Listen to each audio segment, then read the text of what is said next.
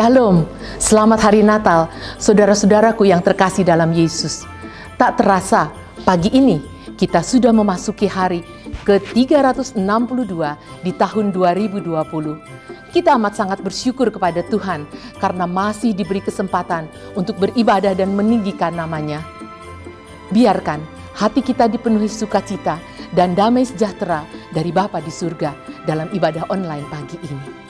Tetapi sebelumnya, mari simak informasi berikut ini.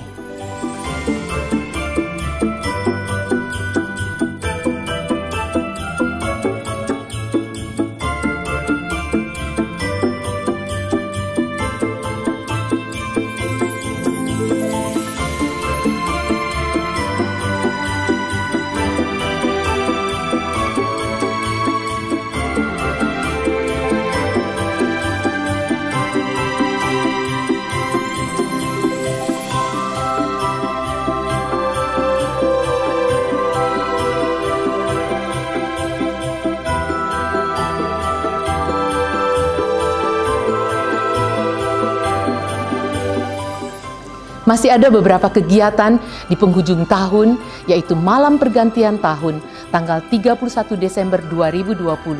Ibadah akan diselenggarakan pada pukul 6 sore secara online dan live streaming. Dan tanggal 1 Januari 2021 pukul 9 pagi, ibadah menapaki tahun yang baru juga akan diselenggarakan secara online.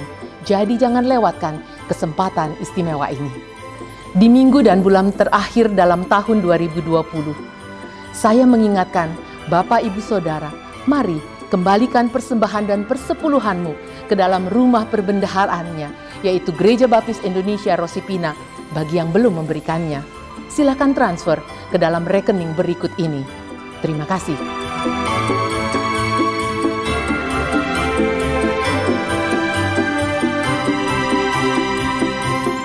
Demikian informasi yang dapat disampaikan. Jangan lupa subscribe, like, komen, dan share channel YouTube Rosipina agar bisa memberkati banyak orang. Terima kasih. Selamat mengalami perjumpaan dengan Tuhan dalam ibadah raya pagi ini.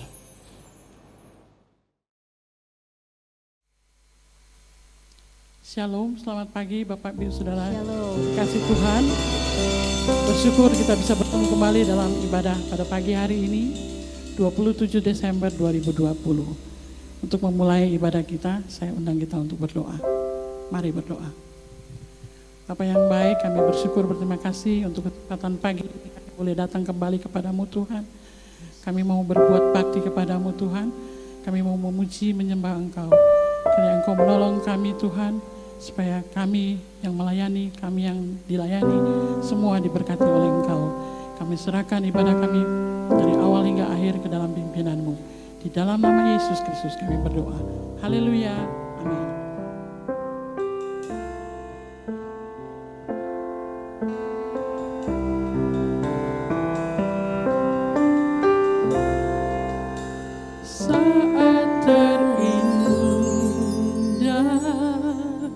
Dalam hadirat-Mu,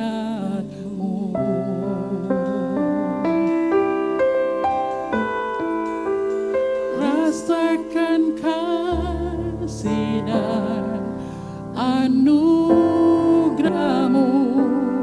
Tuhan.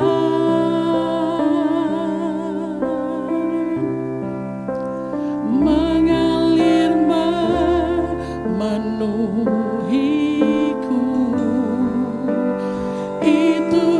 selalu ku rindu, memuji menyembah-Mu,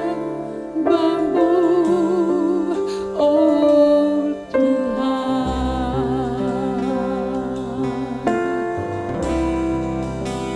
Saat indah bersama-Mu,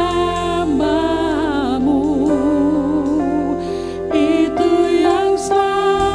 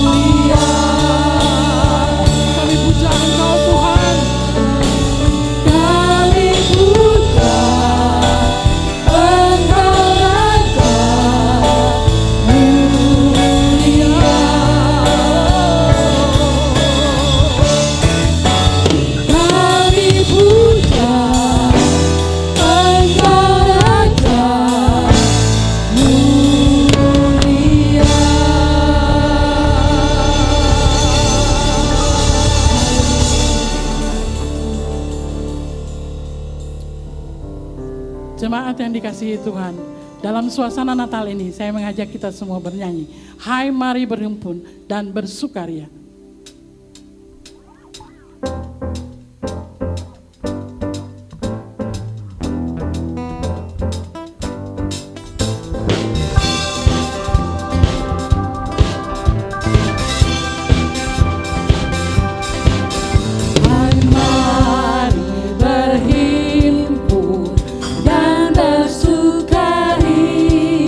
Marilah bersama ke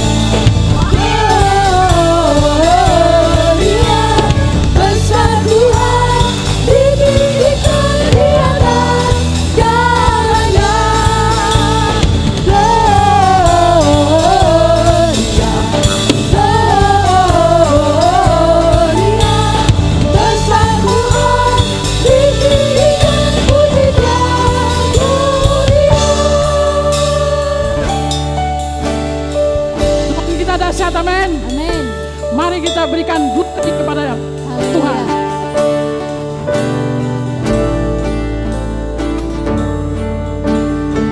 We give you glory, we give you honor, we give you praise for all that you are. We give you glory, we give you honor, we give you praise.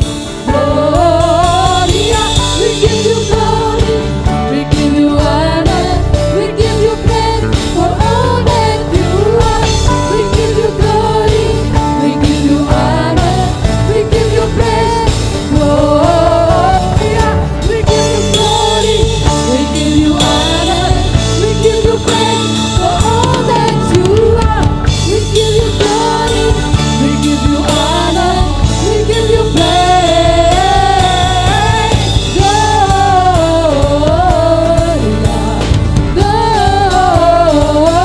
Gloria, besar Tuhan, ditinggikan di atas segalanya.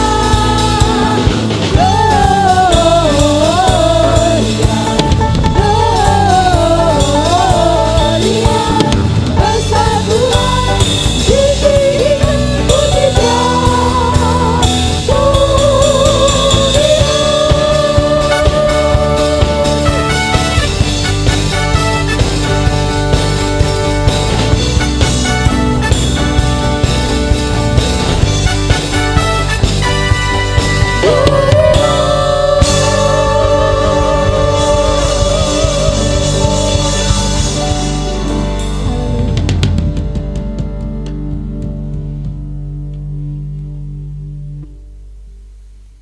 Saatnya kita akan mendengarkan firman Tuhan yang disampaikan oleh hambanya. Siapkan hati dan katakan bersama, Bapa, aku datang dan berserah.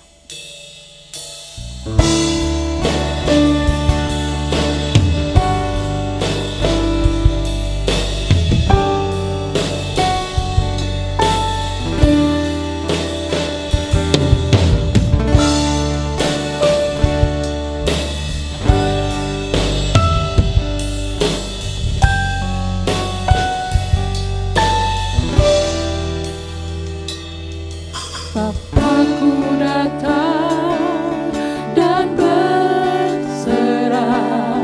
ku nyatakan Kau yang berkuasa dalam gelap, Kau setia, Kau cahaya hidupku.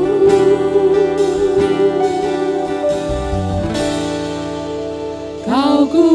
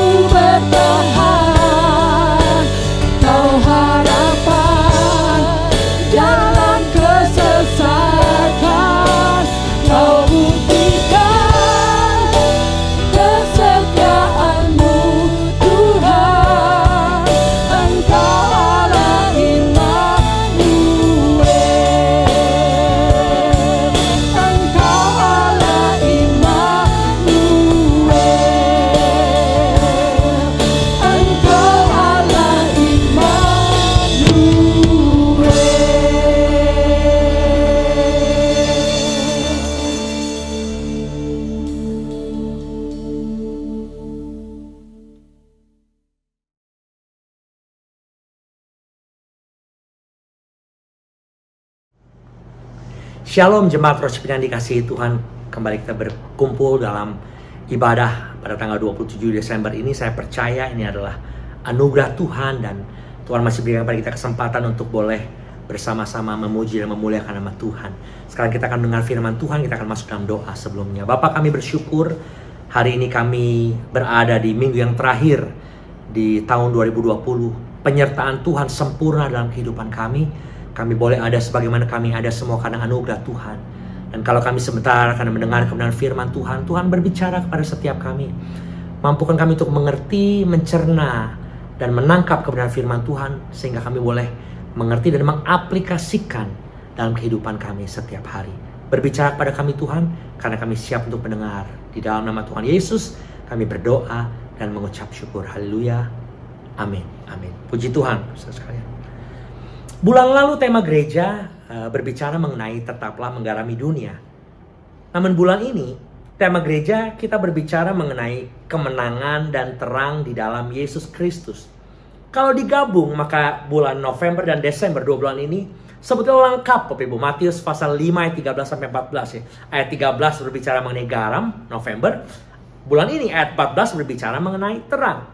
Memang panitia perancang GBI Roship ini sungguh-sungguh diperlengkapi Tuhan luar biasa dalam merancang dan merangkai tema-tema bulanan ini ya. Sehingga setiap bulan kita belajar seperti dibuat sebuah series yang membuat kita menjadi anak-anak Tuhan yang memiliki karakter Kristus. Anak-anak Tuhan yang dewasa dan naik level dalam iman kita kepada Tuhan. Puji Tuhan. Oke, kita akan masuk sekarang dalam pembahasan kita mengenai terang dalam Yesus Kristus. Kemenangan dan terang dalam Yesus Kristus. Mari kita melihat yang pertama tentang terang di dalam Yesus Kristus. Di dalam perjanjian lama, salah satu pengertian tentang terang dimulai dari penciptaan langit dan bumi. Yang pertama dalam Kejadian pasal 1 ayat 1 dikatakan, pada mulanya Allah menciptakan langit dan bumi. Ayat kedua, bumi belum berbentuk dan kosong. Gelap gulita menutupi samudra raya. Dan roh Allah melayang-layang di atas permukaan air. Ayat ketiga, berfirmanlah Allah, jadilah terang. Lalu terang itu jadi. Allah melihat bahwa terang itu baik, lalu dipisahkannya lah terang itu dari gelap. Dan Allah menamai terang itu siang, dan gelap itu malam. Jadilah petang, dan jadilah pagi, itulah hari pertama. Terang adalah ciptaan Allah. Terang di dalam hal penciptaan langit dan bumi ini berfungsi sebagai pembeda atau pemisah antara siang dan malam. Memisahkan antara terang dan gelap. Terang di sini bukan matahari, saudara sekalian. Karena kalau kita baca ayat-ayat selanjutnya, benda-benda penerang di langit yang besar dan yang kecil serta bintang-bintang pada waktu awal-awal ayat pasal 1 ini belum diciptakan. Hari pertama belum, hari kedua belum, sampai hari yang keempat di ayat yang ke-14 sampai 19. Jadi terang di sini merupakan penerangan seperti sinar, seperti cahaya yang memisahkan antara terang dan gelap. Terang secara hurufiah. Nah yang kedua, dalam perjanjian lama terang dikatakan sebagai pendamping dan penerangan perjalanan umat pilihan Tuhan. Di dalam Keluaran pasal 13 ayat 21, dikatakan Tuhan berjalan di depan mereka pada siang hari dalam tiang awan untuk menuntun mereka di jalan. Dan pada waktu malam dalam tiang api untuk menerangi mereka sehingga mereka dapat berjalan siang dan malam. Lalu kemudian pemazmur Daud menuliskan dalam Mazmur pasal 36 ayat 10 dikatakan begini. Sebab padamu ada sumber hayat atau sumber kehidupan. Di dalam terangmu kami melihat terang. Artinya apa? Ketika hidup kita dekat dengan Tuhan, maka terang Kristus akan menerangi kehidupan kita. Terang itu juga akan menuntun, mendampingi, dan memberikan penerangan di dalam perjalanan hidup kita. Dan ini akan terjadi selama kita hidup dekat dengan Tuhan. Akan tetapi, di akhir dari perjanjian lama, sebelum masuk perjanjian baru, terjadilah sebuah kegelapan yang menutupi Israel. Selama lebih dari 460 tahun, tidak ada nabi yang diutus Tuhan untuk menyampaikan pesan apapun kepada bangsa Israel. Nabi yang terakhir adalah Maleaki yang meninggal sekitar tahun 430 sebelum Masehi.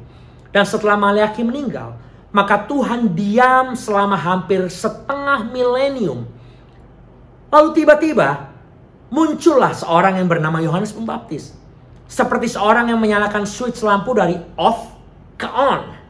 Yohanes Pembaptis yang adalah penggenapan nubuatan Nabi Yesaya di dalam Perjanjian Lama, ia mulai berkhotbah dan banyak orang mulai mendengar dia, bertobat dan memberi diri untuk dibaptis.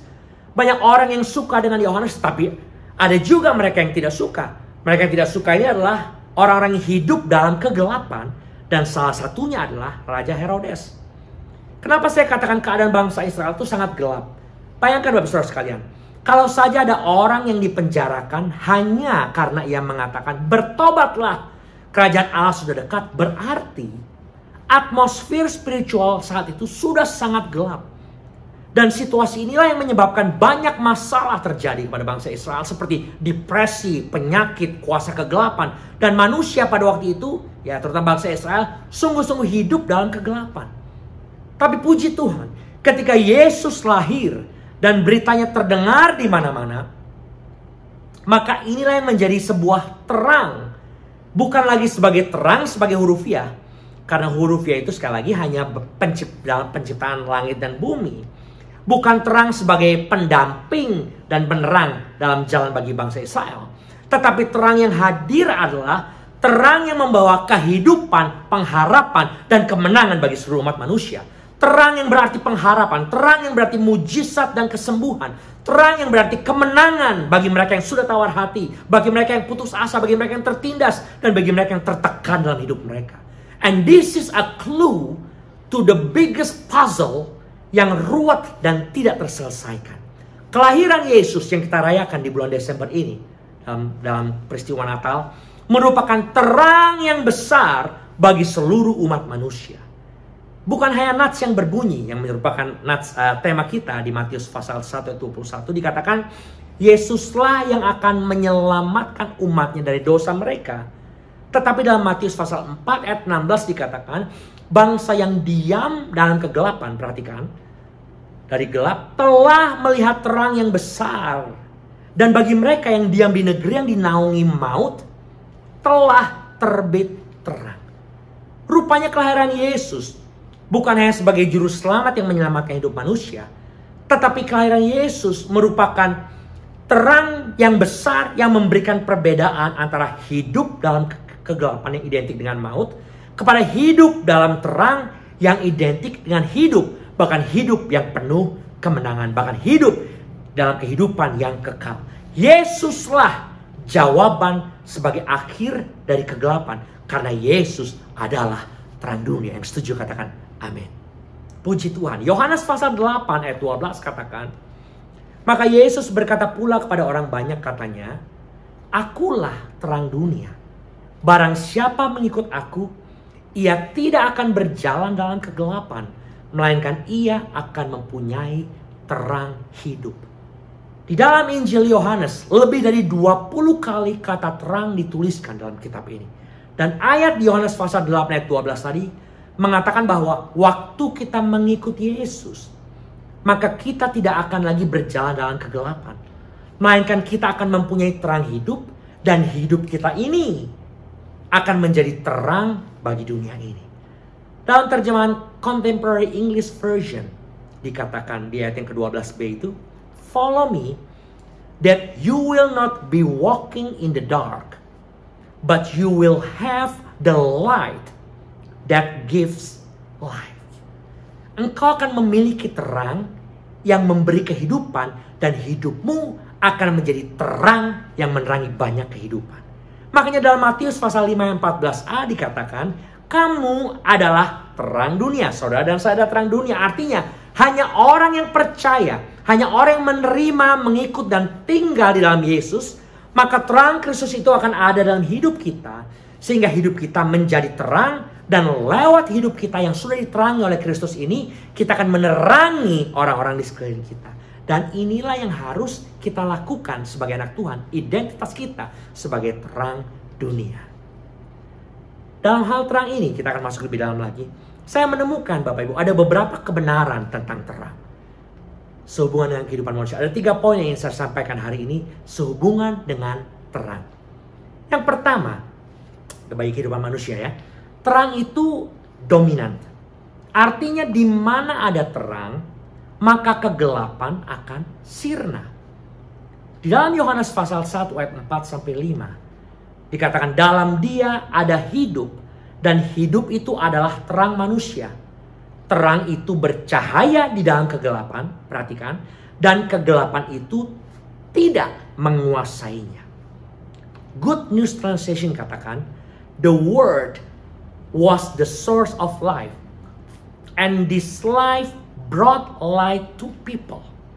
Ayat keempat berkata bahwa Tuhan adalah sumber terang dan sumber kehidupan yang memberikan terang kepada manusia.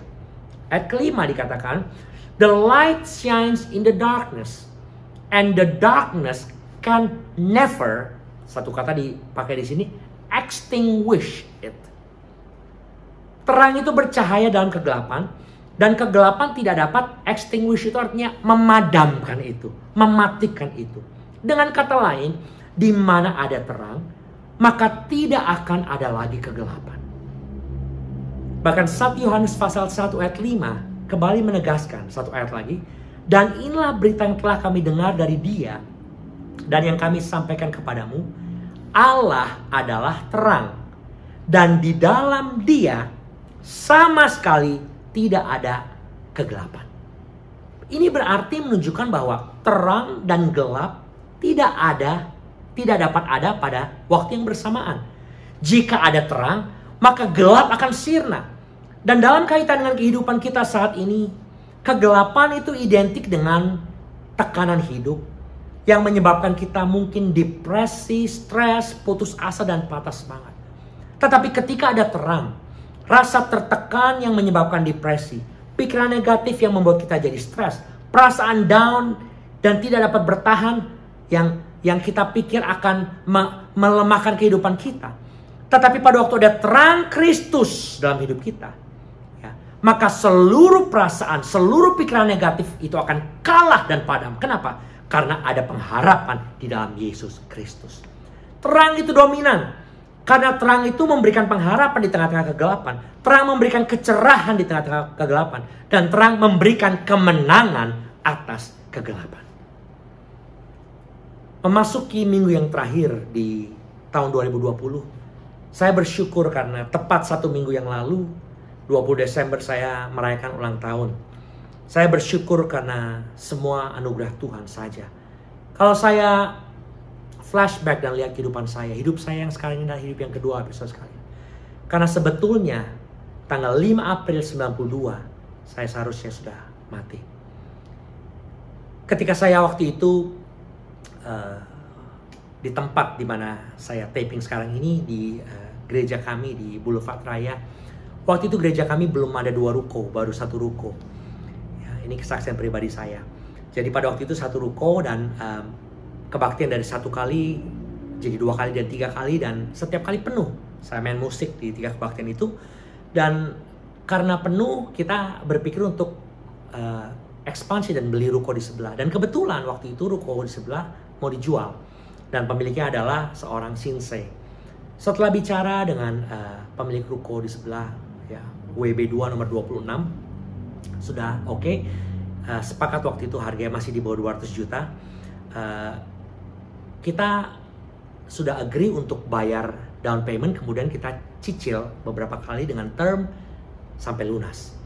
Dan pada waktu itu keluarga kami punya 2 mobil, Bapak Ibu. 1 mobil Suzuki Carry dan 1 lagi mobil Daihatsu Chariot tahun 1983. Kita berpikir bahwa mobil yang kecil ini, Chariot ini akan dijual, kemudian uangnya menjadi down payment untuk ruko itu sebagai janji iman kami. Kemudian nanti kita akan bersama-sama dengan jemaat akan menyelesaikan pembayaran selanjutnya sampai lunas. Tetapi sesuatu terjadi. Waktu itu tanggal 5 April hari Minggu, dan tahun 92 itu hari Minggu, dan itu lebaran hari yang kedua. Minggu pertama kita ada perjamuan kudus dan saya melayani sebagai pemain musik. Kemudian setelah kebaktian selesai, karena waktu itu lebaran jadi koster yang tinggal di gereja sedang pulang kampung. Jadi Pak Yuyung, papa saya bilang setelah kebaktian selesai, nanti bantu beberes perjamuan kudus, roti dan hosti, kemudian beberes bangku, dan setelah itu kunci gereja karena ini berbentuk ruko, kunci tutup gereja, kemudian pulang. Rumah kami itu ada di belakang gereja di Janur Kuning, tetapi karena itu hari libur dan lebaran, jadi akses menuju ke rumah belakang lewat jalan raya Boulevard Raya belok kiri itu ditutup karena libur panjang. Jadi kita harus muter lewat bundaran, kemudian masuk dari yang sekarang menjadi Gading Harmoni. Waktu itu saya selesai kebaktian, saya ganti baju dengan celana pendek, dan saya waktu itu baru belajar mobil, jadi saya bisa bawa mobil, dan saya bawa mobil Daihatsu Chariot yang kita punya itu, keluar dari parkir, dan setelah saya kunci gereja, keluar, dan saya mulai berjalan arah ke bundaran untuk muter balik pulang ke rumah. Tapi tiba-tiba begitu putar dari bundaran kurang lebih 50 meter setelah make a U-turn, mobil saya diserempet oleh satu mobil kijang, saudara sekalian. Mobil kijang ini warnanya hitam. Dia serempet depan kiri mobil saya, dia berada di depan mobil saya, dan mereka stop, dan saya juga stop. Waktu saya lihat dari kaca, sepertinya ada orang yang mereka ini coba bikin keributan, sehingga saya langsung berpikir, dan saya teringat pesan mama saya, kalau ada kejadian seperti itu berarti orang mau cari gara-gara. Jadi jangan turun, tapi lari aja, tinggalkan tempat itu. Jadi saya karena ingat pesan itu, dan saya lihat ini 3 orang dari kaca saya kelihatannya nggak, perasaan saya nggak enak. Saya mundur dan saya tancap gas di jalan Boulevard Raya, Bapak Ibu. Sepi sekali jalanan waktu itu, mungkin saya lari 70 atau 80. Ya, Daihatsu Chariot itu cukup lincah ya, karena Chariot turbo. Jadi cepat sekali karena sepi, dan saya lari menghindar dari mobil tersebut. Tetapi kijang ini terus mengikuti saya sampai akhirnya saya berada di tepat perempatan. Ya, kalau terus ke Pulau Mas, kalau ke kanan ke Perintis, dan ke kiri ke Pulau Gadung. Dan waktu itu ada 4 mobil di depan saya, dan saya nggak berpikir untuk tabrak mobil di depan lalu bikin keributan sehingga orang pada keluar dan cari tahu ada apa. Tapi yang terpikir di pikiran saya adalah bagaimana saya terhindar dari mobil kijang tersebut. Jadi dalam keadaan cepat, karena saya ada 4 mobil di depan, saya injak rem dan saya banting setir ke kiri. Tapi yang terjadi pada waktu, mungkin kecepatan udah turun jadi 50 atau 40. Dalam keadaan cepat seperti itu dan rem yang mendadak, sehingga mobil saya itu skid begitu, dan belok ke kiri, dan menabrak trotoar pembatas. Ya, setelah lampu merah ke arah Pulau Gadung ada pembatas antara jalur lambat dan jalur cepat. Mobil saya nabrak itu ban depan kanan dan naik ke atas trotoar. Bannya pecah dan pelaknya penyok masuk ke dalam. Kijang itu langsung berhenti di depan saya. 2 orang turun, 1 orang kabur dengan mobil dia, dan 2 orang turun dan menghampiri mobil saya. Saya keluar rencana mau kabur, tapi seperti orang kalau lagi panik, Bapak Ibu ya, seperti kita losing our mind, nggak berpikir harus bikin apa. Waktu saya panik, dalam keadaan panik tersebut, dia tangkap tangan saya, dia langsung sandra saya, tanda kutip, dia taruh saya di belakang mobil, dan 1 orang pegang kemudi. Jadi saya ada di mobil saya, duduk di bangku belakang, yang 1 orang lagi pegang setir, dan mereka mulai mundur di mobil saya, dan mereka mulai berjalan ke arah Pulau Gadung dengan keadaan ban pecah dan pelak yang penyok. Jadi jalannya glek seperti itu ke arah Pulau Gadung. Mulai mereka minta sama saya hal-hal atau benda-benda yang saya nggak pakai. Mereka minta ganja dan heroin. Saya waktu itu SMA kelas 2, saya uang juga nggak terlalu banyak, tapi ya mereka minta, mereka ambil. Saya pakai kacamata diambil, semua diambil. Tapi yang mereka cari adalah narkoba pada waktu itu. Dan saya bilang saya nggak pakai narkoba karena saya anak baik-baik dan saya tidak pakai barang-barang itu. Oh, dia marah dan dia pukul saya 1 kali di bagian muka saya. Saya suruh menunduk, Bapak Ibu. Pistol ada di perut saya. Dia kemudian minta lagi, dan mereka kesel, dia pukul saya 1 kali lagi di bagian kepala belakang. Total saya ingat saya 3 kali dipukul. 1 kali di sini, yang kedua di belakang, dan yang ketiga ada di depan lagi. Saya suruh nunduk, dan sekali lagi ada pistol di perut saya. Kemudian yang belakang ini pegang pundak dari pengemudi di depan, dia ditanya, kita mau habisin di mana? Mau di Pulau Gadung atau mau di Kampung Rambutan?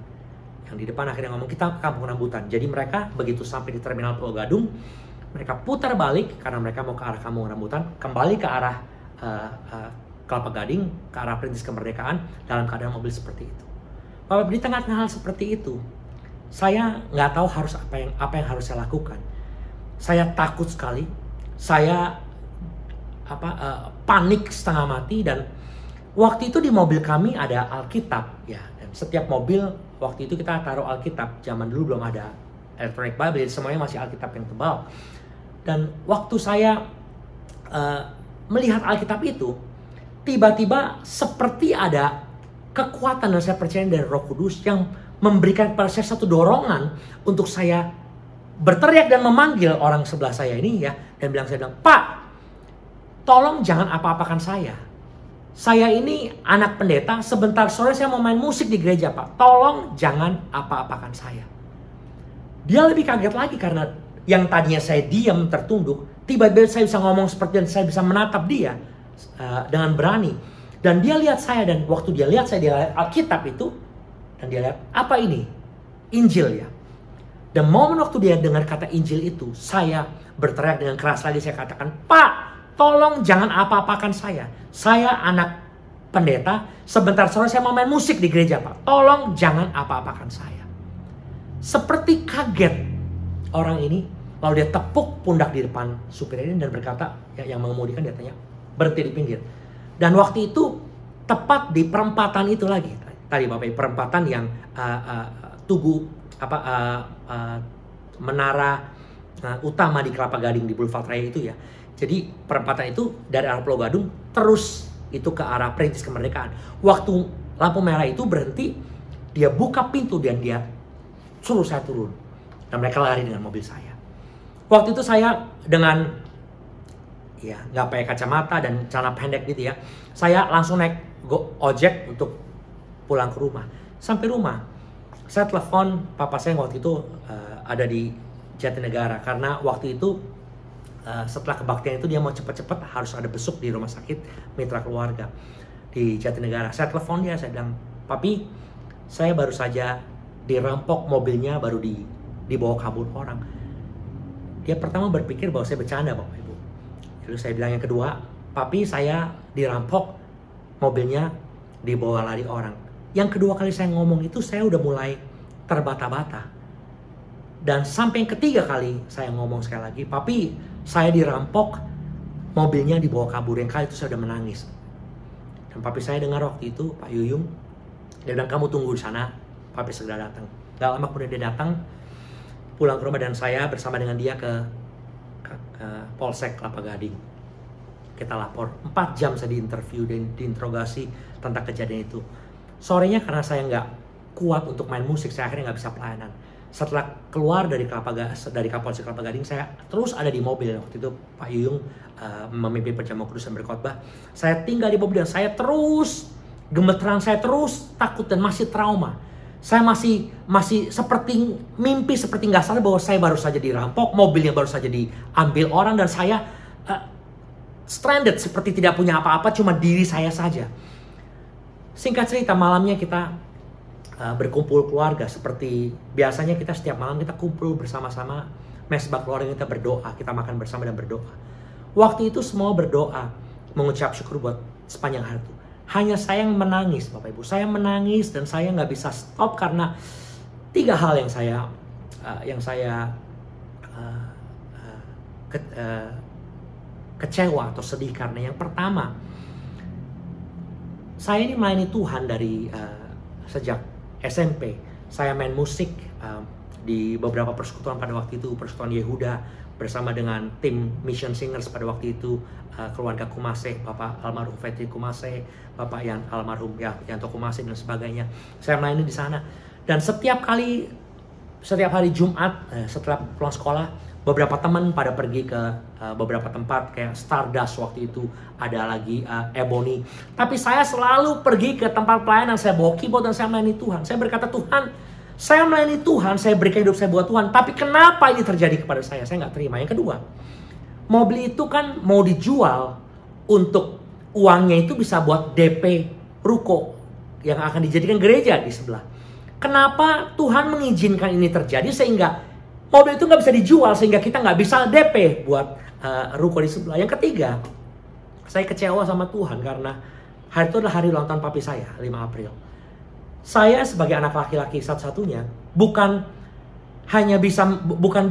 memberi hadiah buat dia, tetapi saya merasa bahwa saya mengecewakan karena saya sudah ngilangin mobil keluarga kami, Bapak.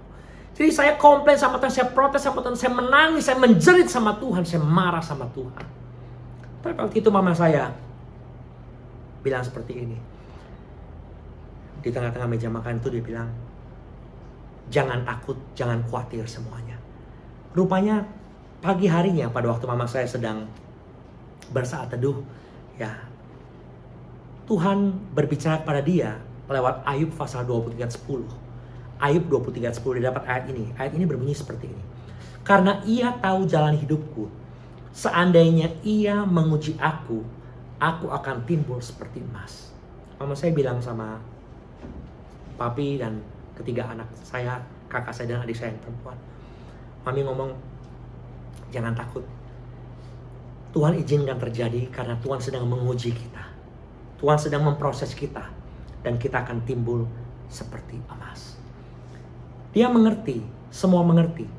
Tapi saya masih belum bisa mengerti. Selama 7 hari ke depan, saya nggak berani sekolah, Bapak Ibu. Setiap kali saya keluar rumah, saya lihat ada mobil Kijang warna hitam, saya langsung lemes dan saya nggak bisa bikin apa-apa. Setiap kali seperti itu sehingga saya traumatik, very traumatik sekali. Dan saya masih tetap terus kecewa sama Tuhan sampai beberapa hari kemudian ketika papa saya menunjukkan sebuah surat kabar. Pada waktu itu belum ada surat baruan, masih Sinar Harapan. Di dalam surat kabar itu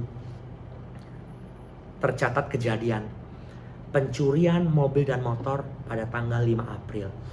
Waktu itu ada 2 kejadian mobil dan 3 pencurian motor. Dari kelima pencurian itu, 4 orang itu meninggal. Hanya 1 yang selamat, yaitu Lim Charles Alvin Nehemia. Pada waktu papi saya bilang, menunjukkan sesuatu kepada saya, di saat itu saya menangis kepada Tuhan, saya minta ampun sama Tuhan. Saya bilang, Tuhan ampuni saya. Karena saya tidak mengerti rencana Tuhan, saya tidak mengerti jalan Tuhan. Kenapa ini bisa terjadi?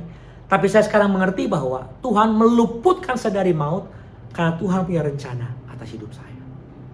Dan hari itu mama dan papa saya menguatkan saya. Mereka memberikan terang bagi saya. Mereka bilang, ayo, you have to get up. Jangan terpuruk, ayo bangkit. Karena Tuhan punya rencana yang indah. Tuhan memberikan hidup yang kedua. Tuhan mengizinkan masih hidup sampai hari ini. Karena Tuhan punya rencana. Ayo, jangan terus kecewa, jangan terus putus asa. Tapi bangkit dan lihat kebaikan Tuhan. Bapak Ibu Saudara sekalian, bagaimana dengan ruko yang belum di DP dan belum terbeli? Ketika salah satu keluarga kami, ya, kakak dari mama saya yang tinggal di Kelapa Gading juga yang cukup diberkati Tuhan, mendengar berita itu, dia telepon mama saya. Ini terjadi beberapa hari kemudian. Dia telepon, dia tanya, mama saya namanya Frida. Frida, saya dengar anakmu dirampok ya mobilnya. Mobilnya tadinya mau dijual untuk DP ruko ya. Berapa sih harga rukonya? Setelah dikasih tahu harga sekian. Oke, begini saja. Biar ruko itu semua saya yang bayar dulu. Setelah lunas semuanya, beres semuanya, yang penting gereja bisa beli ruko itu. Setelah itu nanti kamu boleh bayar ke saya, cicil ke saya, tanpa batas waktu dan tanpa bunga apapun. Sebisanya, semampunya, nanti kamu bisa bayar. Tapi yang terpenting adalah kita tutup dulu ruko itu untuk bisa dipakai buat gereja. Tuhan punya rencana yang luar biasa, Pak Ibu.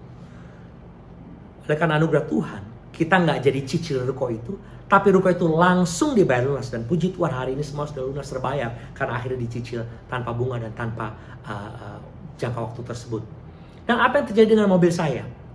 Ya, 5 April, 5 Mei, 5 Juni, tepat 2 bulan mobil saya ketemu. Waktu itu saya sekolah di SMA Budaya di Buaran.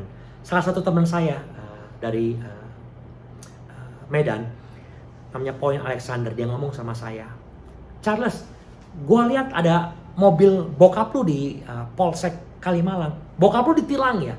Saya bilang, enggak, papa saya nggak ditilang karena mobil itu udah hilang.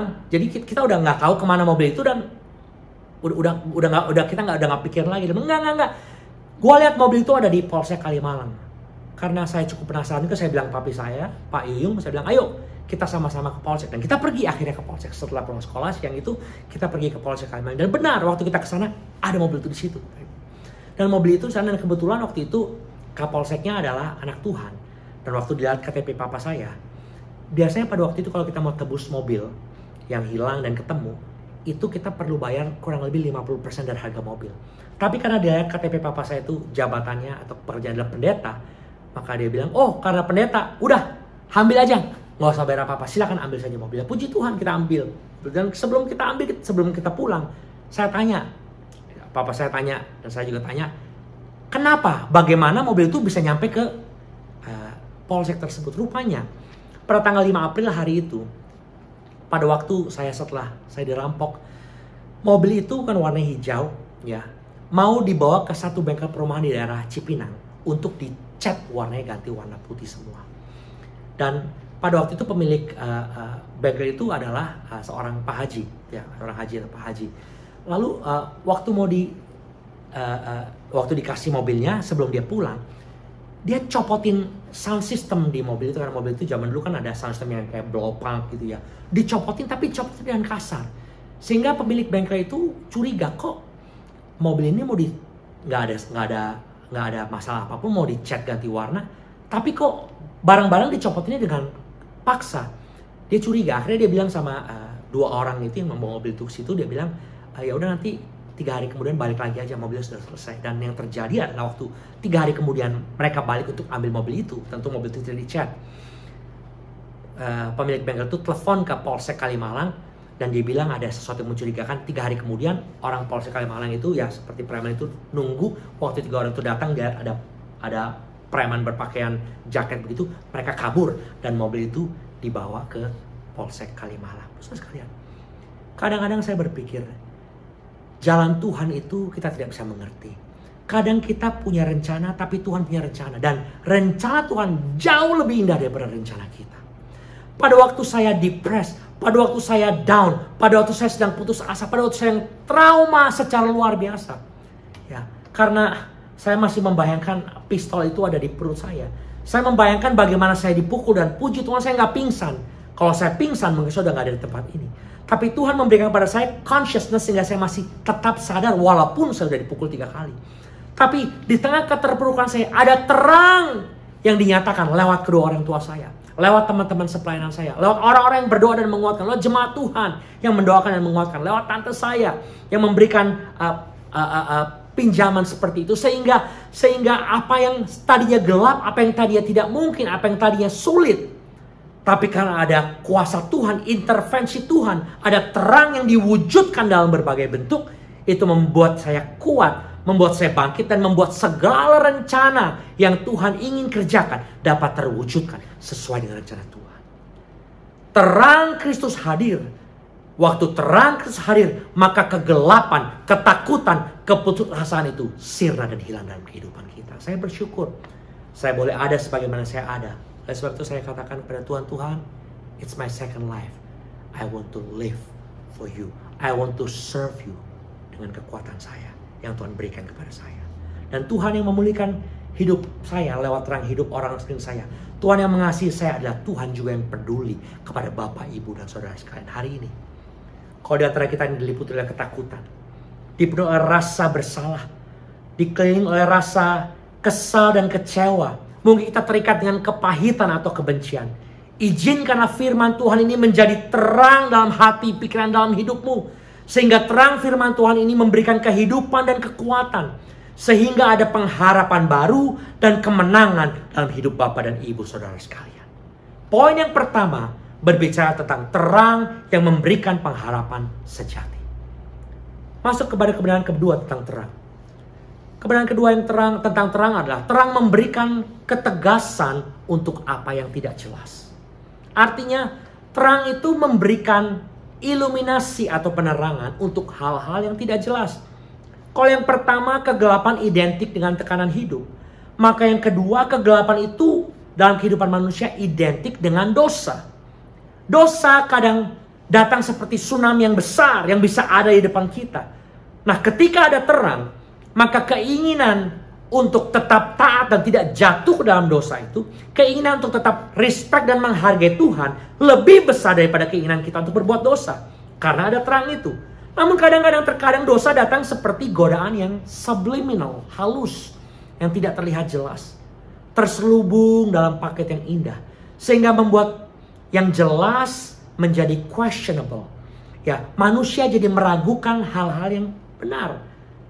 Sebaliknya yang salah bisa terlihat make sense dan benar. Nah, untuk itulah terang itu diperlukan.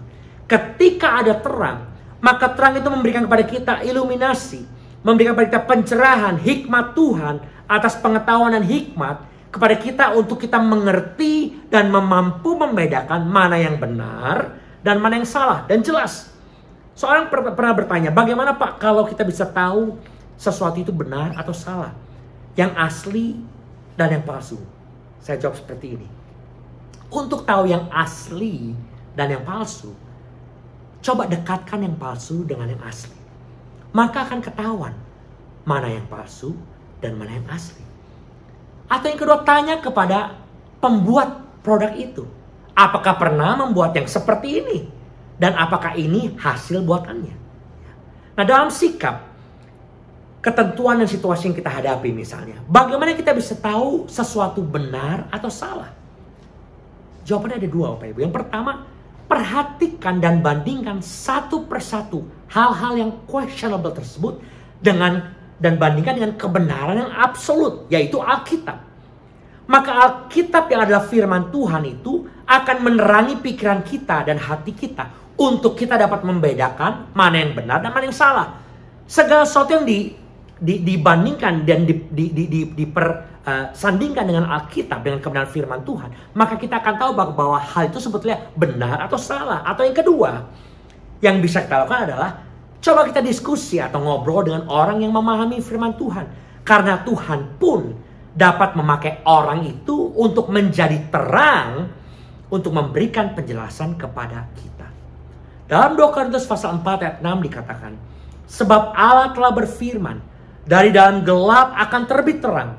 Ia juga yang membuat terangnya bercahaya di dalam hati kita, supaya kita beroleh terang dari pengetahuan tentang kemuliaan Allah, perhatikan, yang nampak dalam wajah Kristus. Yesus Kristus, firman Allah itu adalah pengetahuan yang sejati. Apa intinya dari poin yang kedua?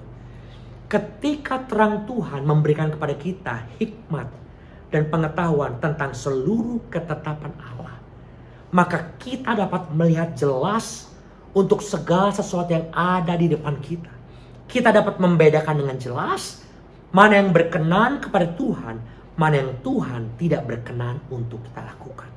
Kita dapat dengan itu berkata tidak kepada setiap godaan tipu muslihat iblis, dan kita tidak lagi dibodohi oleh iblis karena kita memiliki hikmat dan pengetahuan tentang kemuliaan Allah lewat firman Tuhan yang menerangi hati kita dan pikiran kita dan seluruh kehidupan kita. Poin yang kedua ini berbicara tentang terang yang memberikan hikmat dan pengetahuan lewat kebenaran firman Tuhan. Sekarang kita masuk kepada poin yang ketiga dan yang terakhir. Sekali lagi, yang pertama itu terang itu dominan. Waktu ada terang maka kegelapan akan sirna. Yang kedua, terang itu menegaskan tentang kebenaran. Dan yang ketiga, terang itu menghangatkan. Artinya terang itu memberikan kehangatan. Terang bukan hanya memberikan dampak secara visual, tetapi terang juga nyata dalam kehadiran yang dapat dirasakan kehangatannya. Setiap kita mengadakan retret, dalam retret ya kita ya, oleh karena pandemi ini ya.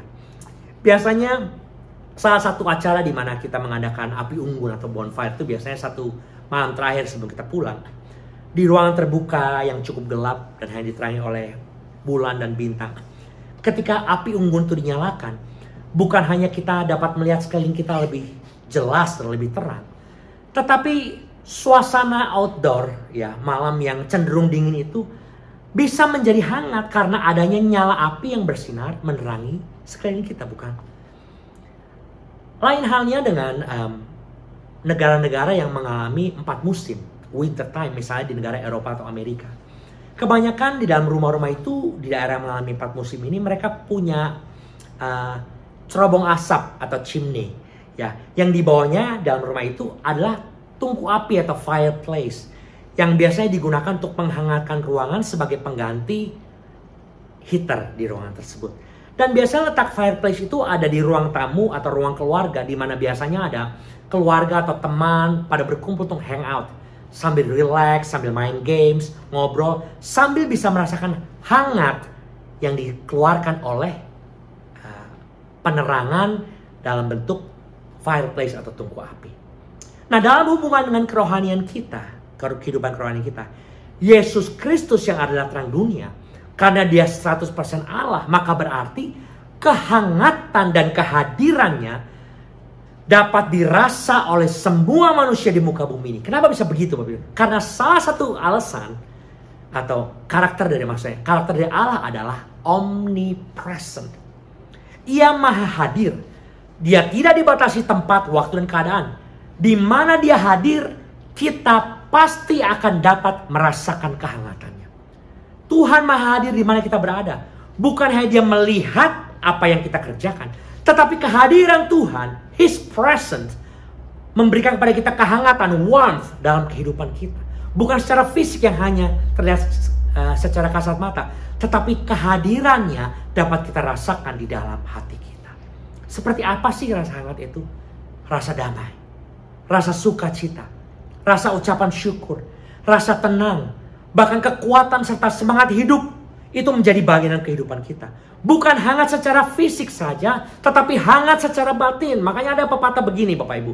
It is not what happened to us that matters to us so much, as to what happens in us.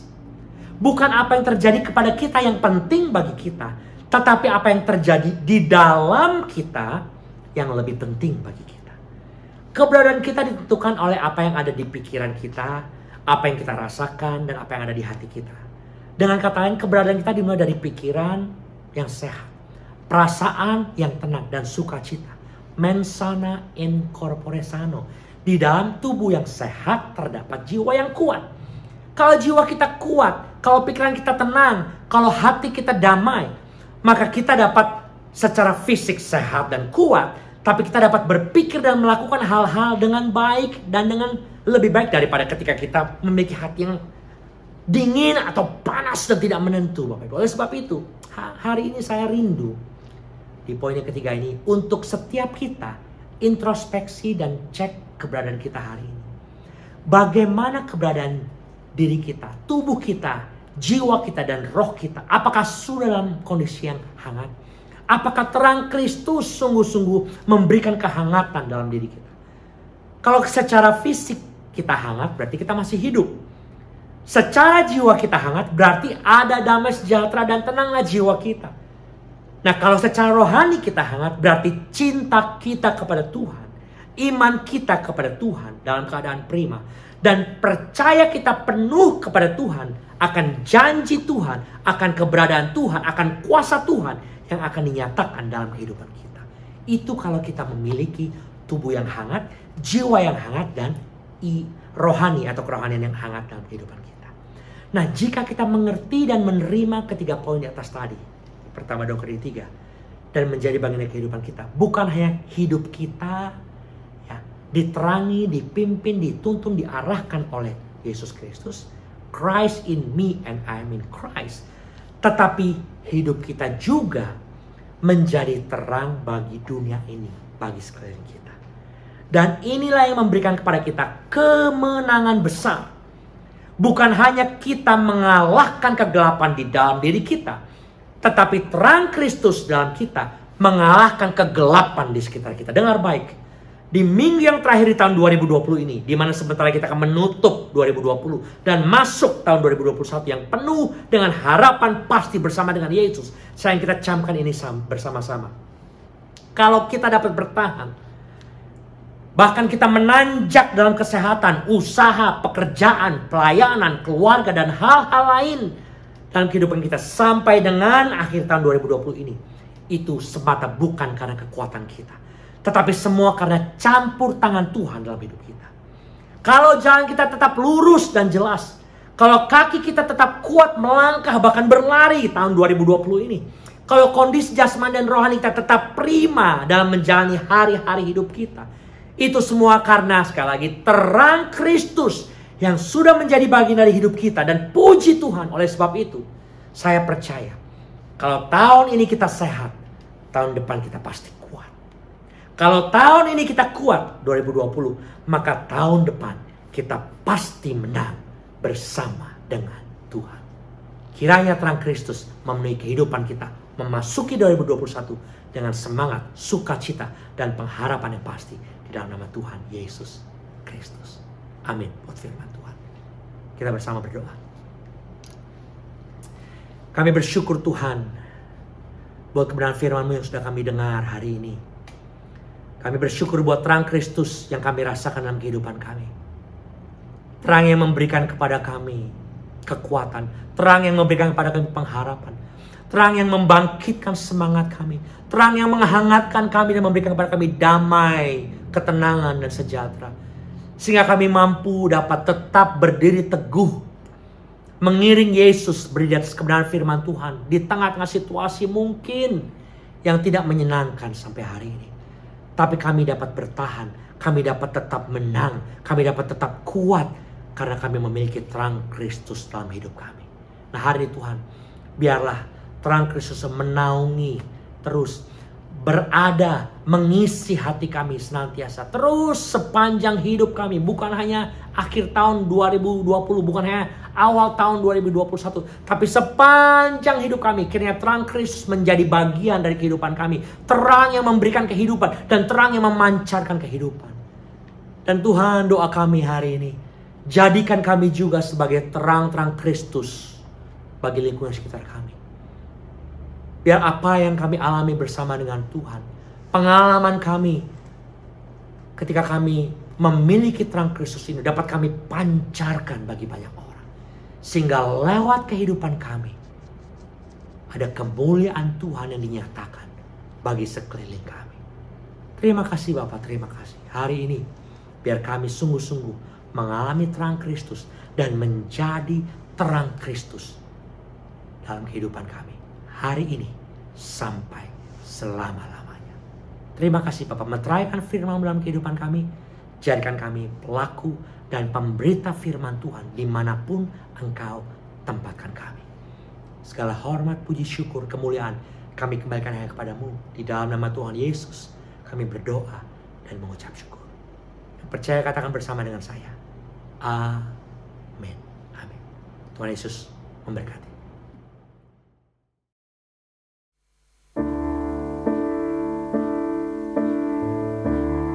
Bila engkau tak besertaku,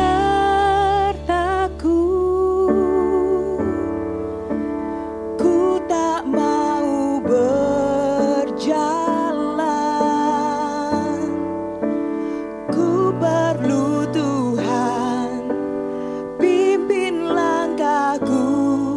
dengan kasih karunia-Mu.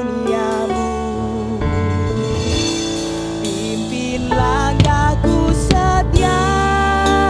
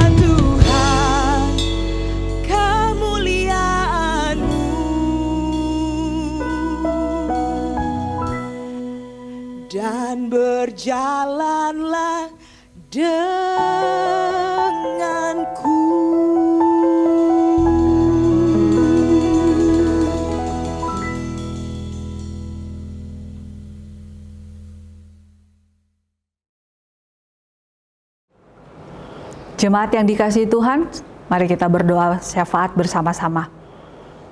Bapa kami yang di sorga, Bapa yang kami sembah, Bapa yang kami kenal di dalam anak-Mu Yesus Kristus. Kami bersyukur kepadamu Tuhan, kalau di siang hari ini Tuhan kami boleh menikmati hadirat-Mu Tuhan. Kami boleh bersekutu, kami boleh memuji Engkau Tuhan. Bahkan kami boleh dibekali dengan kebenaran firman-Mu Tuhan. Sekalipun kami berada di rumah kami masing-masing. Tapi kami percaya lawatan-Mu Tuhan. Roh Kudus-Mu terus bekerja dimanapun kami berada Tuhan. Dan kami bersyukur Bapa, kami boleh sungguh menikmati hadirat-Mu Tuhan. Kami boleh belajar lewat kebenaran firman-Mu, dan biarlah firman-Mu Tuhan boleh menjadi rema dalam kehidupan kami, untuk kami terus berjalan di dalam kebenaran-kebenaran-Mu Tuhan, untuk kami boleh melakukan apa yang menjadi isi hati Tuhan, apa yang menjadi kehendak Tuhan dalam kehidupan kami pribadi lepas pribadi. Terima kasih Tuhan Yesus. Kami pun bersyukur Bapa, kalau kami juga boleh merayakan beberapa hari yang lalu, kami boleh merayakan kelahiran-Mu Tuhan. Kami boleh bersuka cita bersama-sama. Dan biarlah ya Tuhan, kiranya damai Natal terus mengisi setiap hati kami, terus mengisi setiap hati jemaat-Mu Tuhan. Dan damai Natal boleh kami bawa dan kami sebarkan kepada seluruh orang-orang yang ada di sekitar kami Tuhan. Sehingga Tuhan mereka pun boleh mengalami damai Natal, mengalami kasih dan sukacita akan kelahiran-Mu Tuhan ke dalam dunia, untuk menebus setiap kami Tuhan. Terima kasih Tuhan Yesus, dan kami bersyukur Bapa. Dan pagi hari ini Bapa, kami satukan hati kami Tuhan. Kami bawa doa kami kepadamu Tuhan. Dengan penuh kerendahan hati kami berdoa kepadamu Bapa. Kami bawa bangsa dan negara kami ke dalam tangan-Mu Tuhan. Tuhan, kami mohon belas kasihan Tuhan atas bangsa kami Tuhan.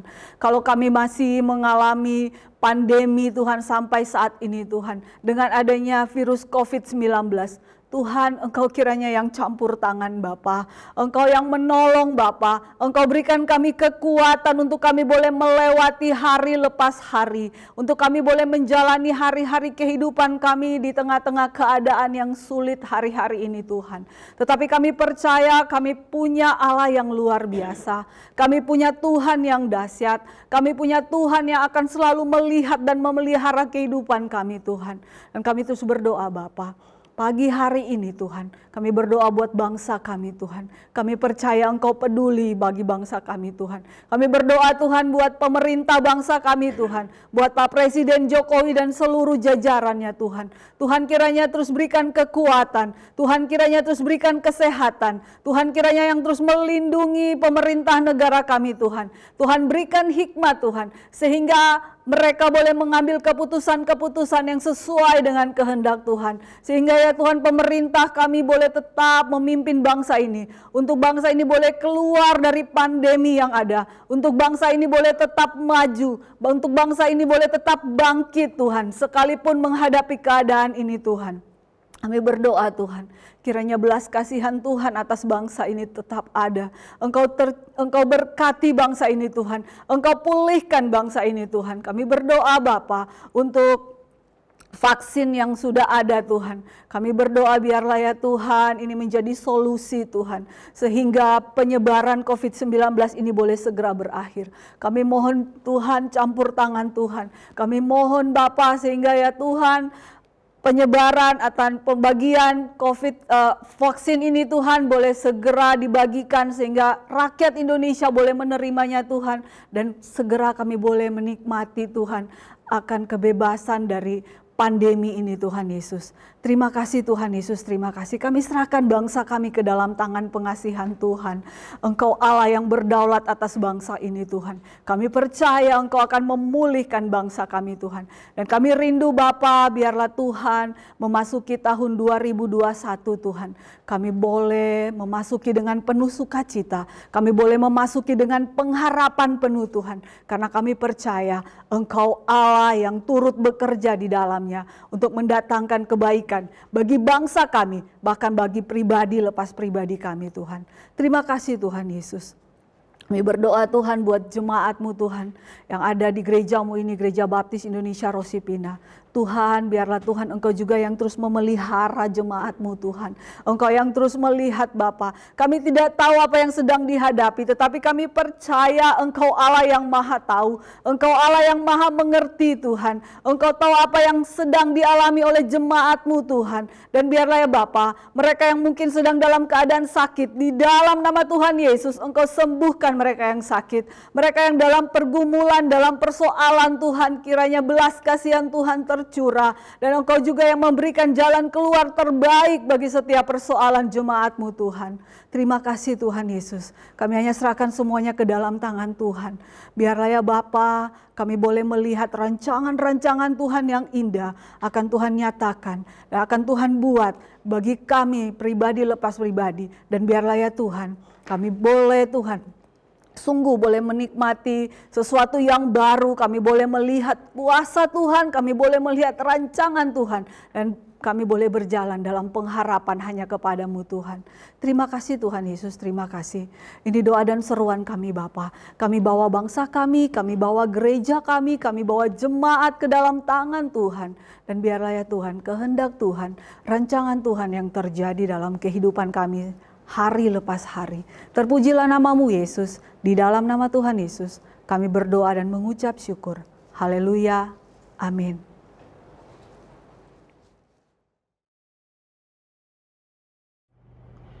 Jemaat dikasih Tuhan, mari kita bersama-sama bangkit berdiri dimanapun saudara berada.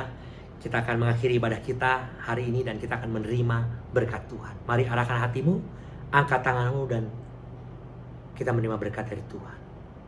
Sekarang terimalah berkat yang sempurna dari Allah Bapa, cinta kasih dari Tuhan Yesus Kristus, dan di dalam persekutuan dengan Roh Kudus boleh menjadi bagian dari kehidupan Bapak, Ibu, Saudara, dan saya mulai hari ini sampai selama-lamanya. Di dalam nama Tuhan Yesus Kristus kami berdoa, mengucap syukur, dan menerima berkat Tuhan. Yang percaya dan menerima berkat Tuhan katakan bersama dengan saya, amin. Tuhan Yesus memberkati.